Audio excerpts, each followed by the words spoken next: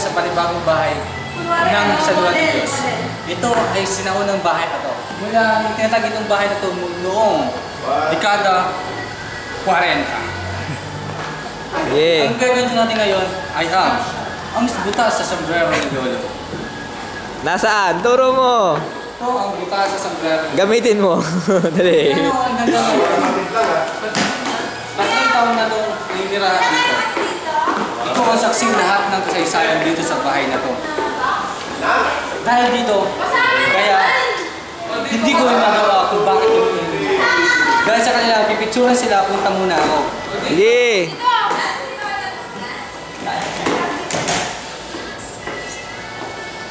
Kasama ba kami? Hindi. 1, 2, 3. Natakbo ko, isa pa rin yung Bibidyo to.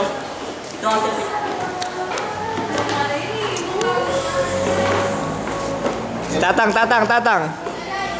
Hindi ikaw ang tuloy na ako niya. Yeah, sige. Hindi, salita. Huwag kayong lumayo sa camera. Lalayo nyo sa camera, maga.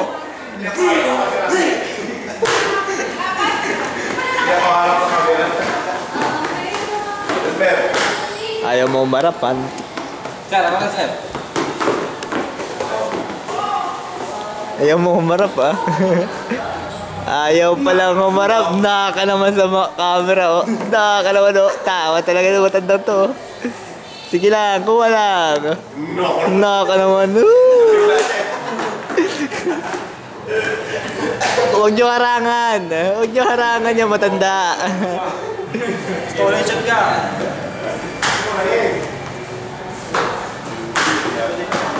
Ito yung bahay namin sa Manila. Sino, sir?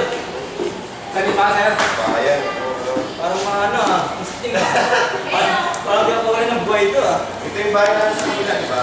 Oh, excuse. Kayo mga Ito yung bahay namin sa Manila. Sagay tayo. Dun pa sa kabila ng bukaan, sir. Dun eh. Kaso lang wala pa namin dito noon. Saka ito ngayon, sinirado niyo. Pinipito ni Lolo ang kanyang Father buhay picture! sa Tagaytay. Yun daw ang bahay sa Tagaytay. Samantala, interview natin isang babae rito na ninirahan dito. Father Para sa picture! dito sa bahay na to, Okay lang. wala ba kayong makaiba na... Uy, ano gangster? Wala naman, kasi bago. Ay, maaga pa. Kamusta na yung Ano bata? ba nangyayari na babalagan dito? Ano paggabi? ba balaghan? Maraming klase na babalagan. Ano nga yun? Like what? Basta, Second example. matulog ka dito mamaya gabi.